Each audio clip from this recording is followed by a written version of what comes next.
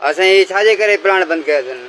जी भाईजान, मसलो ॻाल्हि जो हीअ आहे त असांजो अल्लूर अहमदीअ लासानी बोर्ड फैकल्टी जे मुलाज़िमनि जो मुसलसिल 24 ॾींहंनि खां वठी एहतजाज हलंदड़ हुयो, जेको एहतजाज कंदा रहियासीं।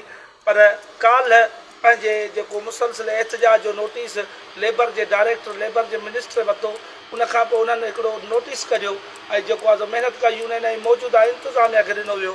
जॾहिं इंतिज़ामिया ॾो लेटर पहुतो त इंतिज़ामिया फिलफोर तौरु जेको लेमिनेशन गिलू प्लान खां वठी एप्लीकेशन खां वठी गोदाम जा जेके मुलाज़िम हुआ, उन्हनि में अक्सर जेके ठेकेदारी में 500 रुपया पोरियो कंदा हुआ, उन्हनि खे हिन फिलफोर तौरु जेको आहे छुटी कराए वरिती ऐं तालाबंदी करे छॾी आहे त इहे सेक्शन बंदि हुजनि।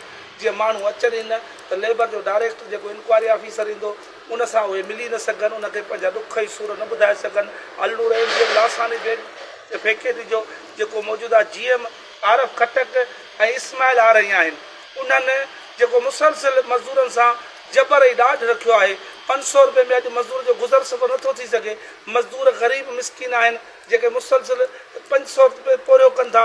उन्हनि पंहिंजी डिमांड रखी अथसीं असांजी पघार वधायो, मिनी वेजिस 41,000 आहे, असांजी पघार वधायो। पर उनजो न करण जे सूरत खां पोइ मज़दूरनि एहतजाज कयो। 24 ॾींहंनि खां पोइ एहतजाज जो नोटिस थियो। उनजी इंक्वायरी जेका सूमर जे ॾींहुं लेबर डायरेक्टर रखी आहे, उन लेटर अचण खां पोइ इंतिज़ामिया जो GM आरफ खटक इस्माइल आरही फिलफोर तौरु तालाबंदी करे मज़दूरनि खे जबरी छुटी कराए छॾी आहे। छुटीअ जो लेटर लॻायो अथनि? न छुटीअ जो न लेटर लॻायो अथनि, न आगाही ॾिनी अथनि।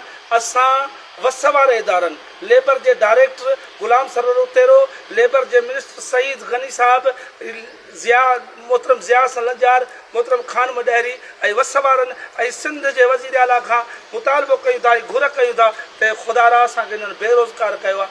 आरफ खटक इस्माइल आरही असांजो जेको आहे सेक्शन बंदि करे छॾिया आहिनि, असांखे बेरोज़गार कयो आहे, हिननि हथ सां कमु बंदि करायो आहे। असां घुर कयूं था SP deputy commissioner Naushahro Firoz खे, असां अपील था कयूं त असांखे हिन बेरोज़गार करे छॾियो आहे। असांजे हिन एहतजाज जो नोटिस वठो। जेको एहतजाज जो नोटिस आयो आहे, अचण खां पोइ असांखे बेरोज़गार करे छॾियो आहे, असांजो नोटिस वरितो वञे।